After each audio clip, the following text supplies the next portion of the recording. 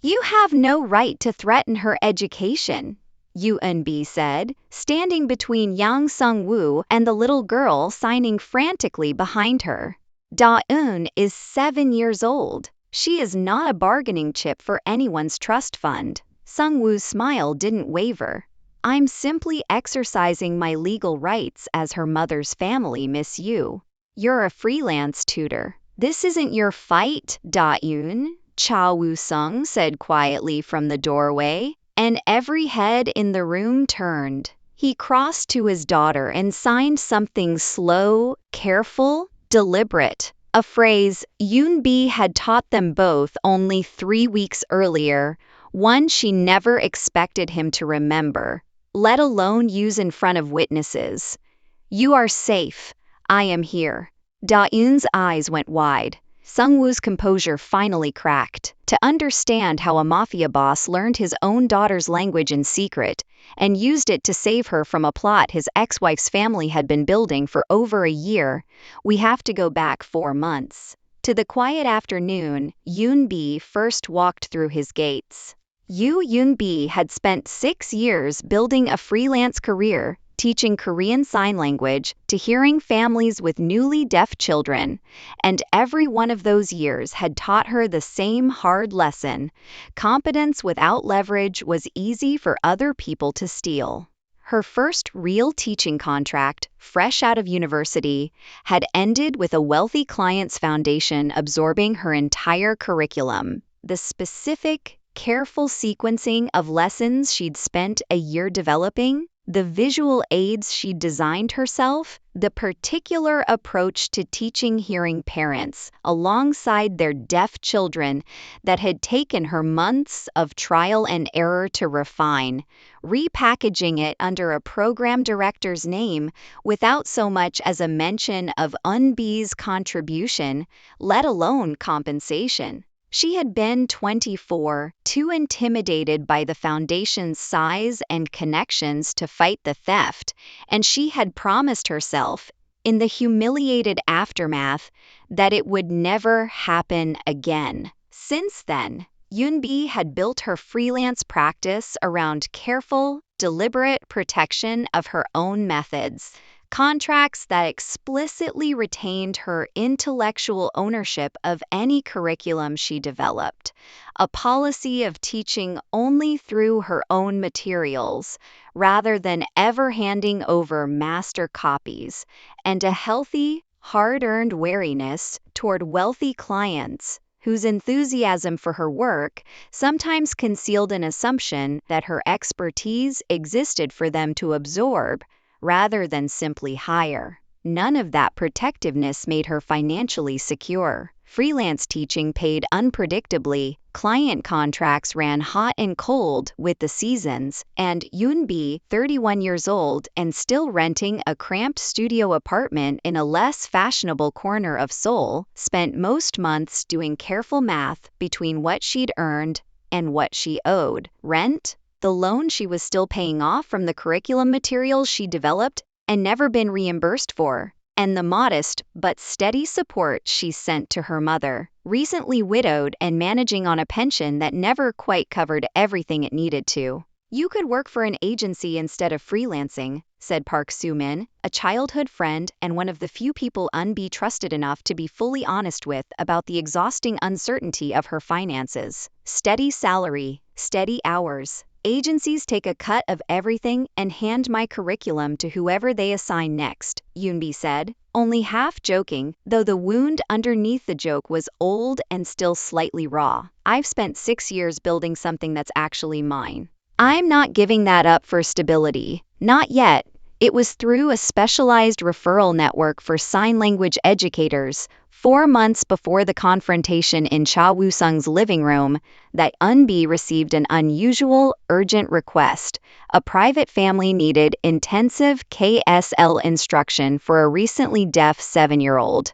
Compensation generous enough to stabilize Yunbi's finances for the better part of a year, discretion strongly emphasized throughout the arrangement. She had no idea, accepting the contract, that the family belonged to one of Seoul's most powerful entertainment industry figures, or that his considerable legitimate business, talent management, production studios, concert promotion served as the polished, glittering surface for a criminal network that moved money and influence through the entertainment world's least scrutinized corners. She simply knew a little girl needed to learn a language quickly, and that Eun-bi, after 6 hard years, finally had a contract solid enough to protect both her work and her rent for the foreseeable future. Cha Woo-sung ran one of Seoul's largest entertainment conglomerates, talent agencies, production companies, concert venues spanning the country, and beneath that glittering, high-profile surface, a criminal network that used the entertainment industry's opaque cash flows and celebrity-adjacent influence to launder money and exert pressure across the city's business and political circles. None of that power had prepared him for the year his daughter, Da-eun, lost her hearing following a severe illness at age 6, a loss that arrived with brutal suddenness in the middle of an already difficult period. Only months after Woo-sung's marriage to Da-eun's mother had ended in a bitter, drawn-out divorce. Woo-sung had commanded rooms full of powerful, dangerous men for over a decade without hesitation. He found himself, in the months after Da-eun's diagnosis, utterly unable to communicate with his own daughter in any way that felt adequate, reduced to writing simple notes, relying on interpreters for anything beyond the most basic exchange. Watching Da-eun's frustration and isolation grow, with every month that passed without either of them having a shared language sophisticated enough to hold a real conversation. "I run an empire that controls half the entertainment industry in this country," he told his longtime chief of staff, Baek Young-min, in a rare, unguarded moment, "and I can't tell my own daughter I love her in a way she can actually understand. Every interpreter who sits between us is a reminder that I failed to learn something I should have started the day she was diagnosed." The guilt had calcified, over the following year, into something Woo-sung rarely spoke aloud but carried constantly, a specific, gnawing shame that made him, paradoxically, reluctant to enroll in formal sign language classes himself, terrified of being seen struggling to learn something his own daughter had been forced to master out of necessity, while he, her father, had been given a full year and still hadn't managed it. "No one sees me fail at something this important," had become his unspoken rule, pride functioning as armor against a vulnerability he couldn't bear to expose, even to the people closest to him. He hired the best available tutors for Da-eun, provided every resource money could buy for her education and adjustment, and quietly, privately, avoided ever sitting in on her lessons directly, telling himself it was simply respect for her independence, rather than admitting the truth. He was afraid to watch her succeed at something he hadn't yet found the courage to attempt himself. He did not yet know that Da-eun's newest tutor, a careful, protective freelancer who guarded her teaching methods as fiercely as she guarded her own dignity, was about to become the reason he finally found that courage, without either of them realizing, for weeks, that he was even watching. Yoon-bi's early sessions with Da-eun followed the careful, structured curriculum she'd spent years refining, building vocabulary through visual association, incorporating games and stories that made the language feel like discovery rather than obligation, adjusting her pace constantly to Da-eun's specific comprehension and confidence.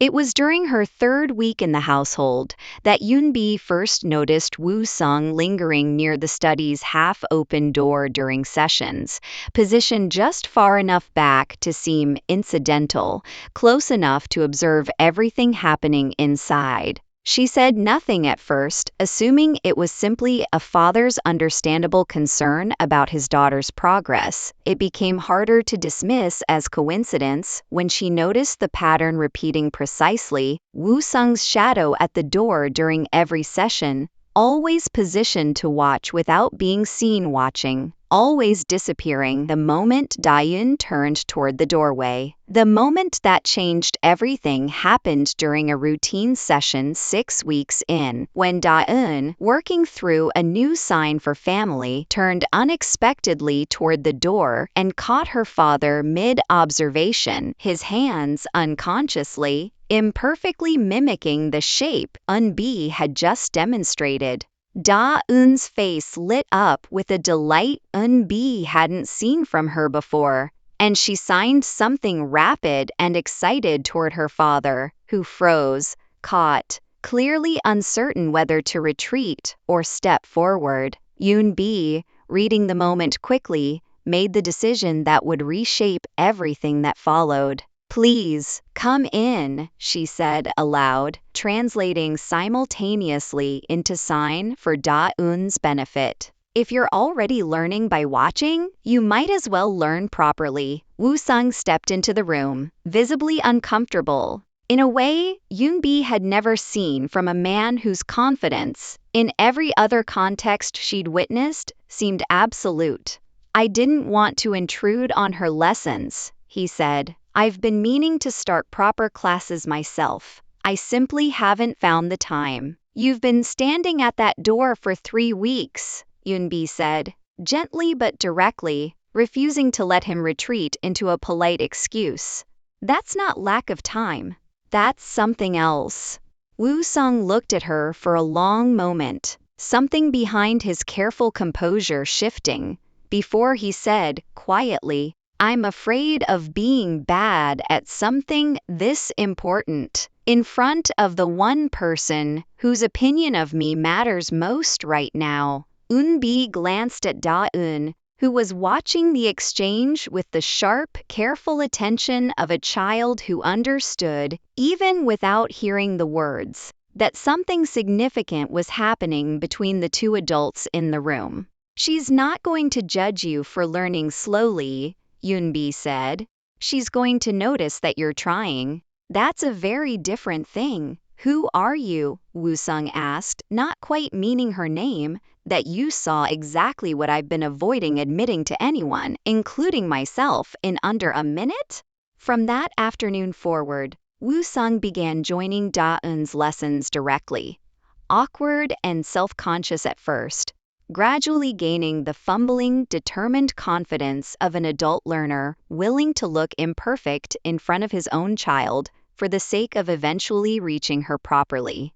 Eun-bi adapted her curriculum without being asked, structuring sessions that let father and daughter learn certain concepts together, side by side, turning what had been Da-eun's solitary lessons into something closer to a shared project between them, a decision that came not from any instruction in Eun-bi's contract, but from watching, carefully, exactly what this particular family actually needed beyond the technical language skills she'd been hired to teach. "You're changing your usual method for us," Woo-sung observed once, during a pause between exercises. "Every family needs something a little different," Eun-bi said. "You needed permission to be bad at this in front of her. That's not in any standard curriculum, but it matters more than half of what is." It was during one of these joint sessions, weeks into the new arrangement, that Eun-bi refused, for the first time, to be handled the way some of her previous wealthy clients had eventually tried to handle her. Woo-sung, deeply grateful for the shift in his relationship with Da-eun, had offered, with careful generosity, to purchase the full rights to Eun-bi's teaching curriculum outright, intending to fund its wider distribution to other families facing similar struggles, a gesture meant as genuine goodwill, landing, instead, directly on the old wound Eun-bi had spent 6 years protecting. "No," she said,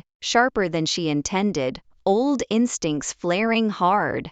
"I've had my work taken from me before by people who meant well and didn't ask first. I appreciate the intention, genuinely, but this curriculum is mine. If you want to fund its wider distribution, we do that as a partnership with my name and my ownership intact, or we don't do it at all." Woo-sung, surprised by his own reaction, found himself relieved rather than offended by the firmness.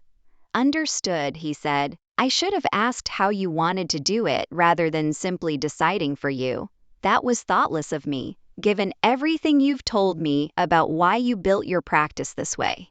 It was, Yoon-bi realized later, the first time a wealthy client had actually apologized for the assumption rather than simply defending the generosity of the gesture, and something in her wariness toward him eased slightly in response. One evening after Da-yoon had gone to bed, Woo-sung told Eun-bi something he had never told anyone outside his chief of staff. The year after her diagnosis, I told myself avoiding her lessons was respect for her independence, he said quietly. It was actually cowardice. I was terrified of failing at the one thing that mattered more than anything else I've built, in front of the person whose good opinion I need most desperately. You gave me a way back into that room without making the fear feel shameful. I don't know how to properly thank you for that. You don't need to thank me, Yoon-bi said. Watching you learn her language properly, finally, has been its own reward.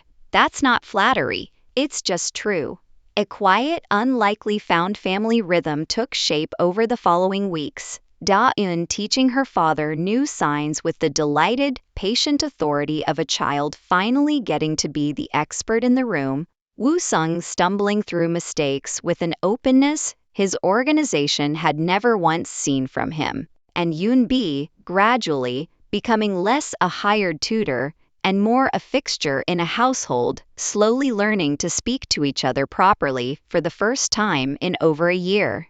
If watching a father finally learn his daughter's language is hitting you right in the chest the way it's hitting us, drop a like before the next part, because someone in this family has been quietly plotting against both of them the entire time.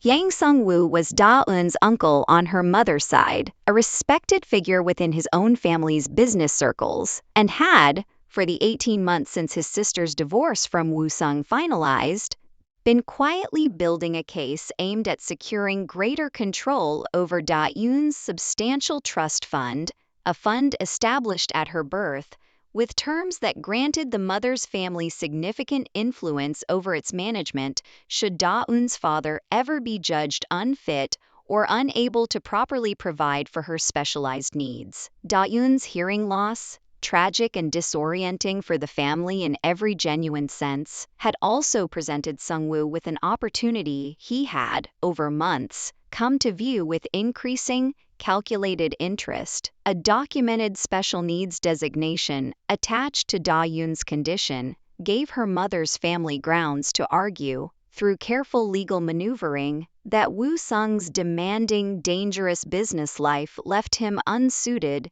to properly manage the complex care and resources her condition required. Grounds that, if successfully argued, would shift substantial control of the trust fund and considerable influence over Da-eun's upbringing toward her mother's family instead. The fathers clearly overwhelmed, Sung-woo told the family's lawyer over a private dinner meant to plan the coming month's legal strategy. He barely communicates with the girl. A judge, reviewing this fairly, would see a child whose needs aren't being properly met by a parent too consumed by his business to learn her language himself. We use that. What Sung-woo hadn't accounted for in the months since building this strategy was Yoon-bi's arrival, and the swift, visible transformation in Woo-sung's relationship with his daughter that followed it.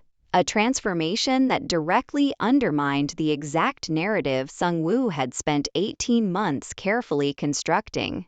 Yoon-bi, for her part, had noticed Sung-woo's occasional visits to the household with a wariness she couldn't fully explain at first. His questions to household staff, always framed as concerned family curiosity, that circled persistently toward documenting exactly how much progress Da-eun and her father were actually making, and how thoroughly that progress might be recorded or verified by anyone outside the immediate family. Da-eun's uncle asks a lot of very specific questions about how well you two are actually communicating, she mentioned to Woo-sung once, cautiously, more specific than simple family concern usually sounds.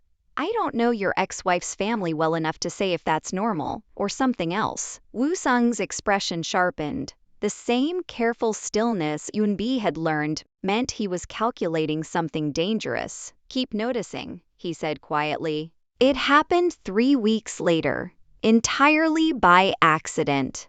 Yoon-bi had gone into the household's administrative office to file updated lesson progress notes and found, left open on a desk Sung-woo had clearly been using during a recent visit, a draft legal filing, a formal custody and trust fund petition, arguing that Da-eun's father remained fundamentally unable to communicate with or properly manage the needs of a deaf child, supported by a carefully assembled timeline that conveniently ended several weeks before Yoon-bi's arrival, omitting entirely the months of progress that had followed. She photographed the document with trembling hands, replaced the folder exactly as she'd found it, and brought her discovery to Woo-sung that same evening. Woo-sung went very still, the particular stillness Yoon-bi had come to recognize as danger calculating itself behind his eyes. He's building a case using her hearing loss as evidence against me,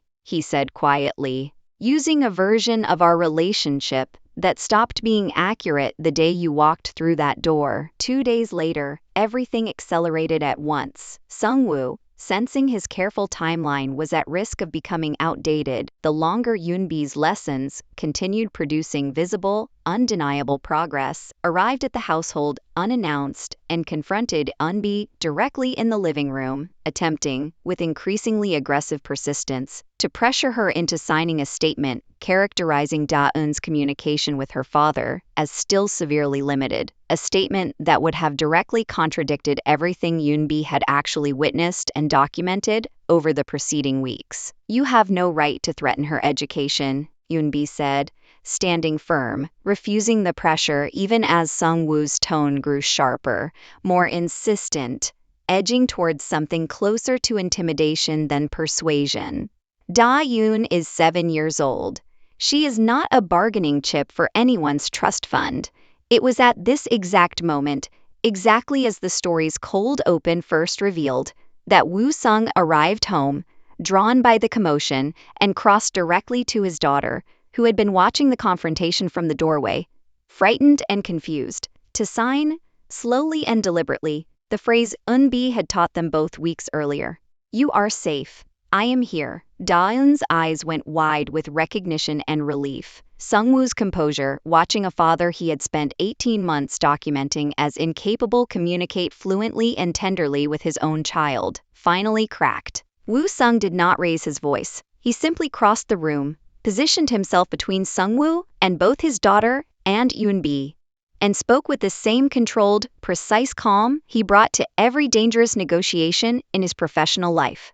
You've spent 18 months building a legal case, arguing I can't communicate with my daughter, he said. You just watched me do exactly that, in a language you clearly didn't expect me to know at all. This changes nothing about the timeline the legal filing documents, Sung-woo said, though his voice had lost its earlier confidence considerably. It changes everything, Yoon-bi said, stepping forward, because I have detailed session notes for every lesson over the last 4 months, time-stamped, documenting exactly how much progress Da-eun and her father have made together. Your filing conveniently stops several weeks before any of that progress happened. A judge reviewing both records side by side won't see a father failing to communicate with his daughter. They'll see a carefully edited timeline designed to hide the truth. Sung-woo's face paled. You're a tutor. This isn't your fight.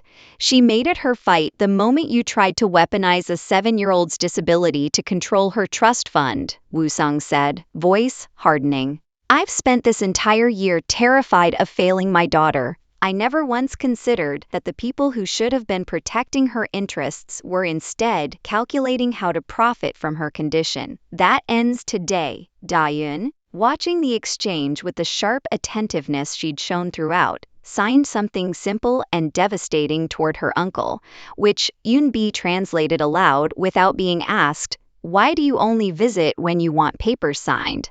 Appa learned my language. You never even tried. Nothing in Sungwoo's carefully constructed legal filing landed as hard as that.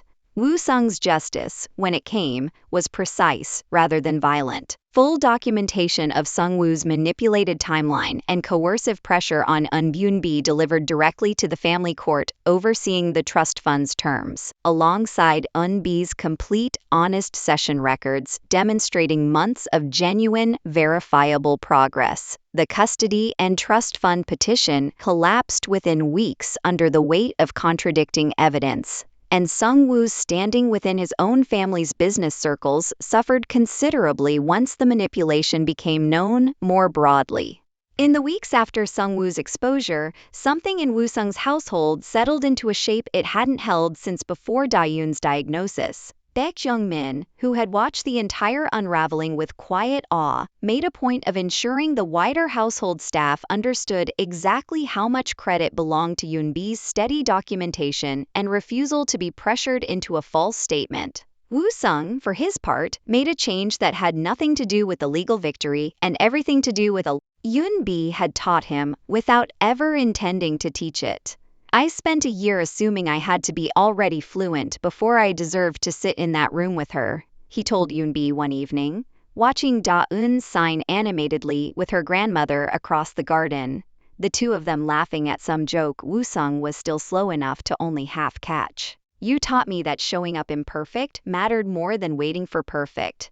I don't think I'd have found the courage to keep learning without watching you protect your own work fiercely enough that I finally understood mine was worth protecting too. I never set out to teach you anything beyond signs, Yoon-bi said, smiling. I just refused to let anyone take what was mine, including a little girl's actual truth about her own life. That's all this ever was from where I was standing. That's not all it was, Woo-sung said quietly. Not for a long time now, he asked.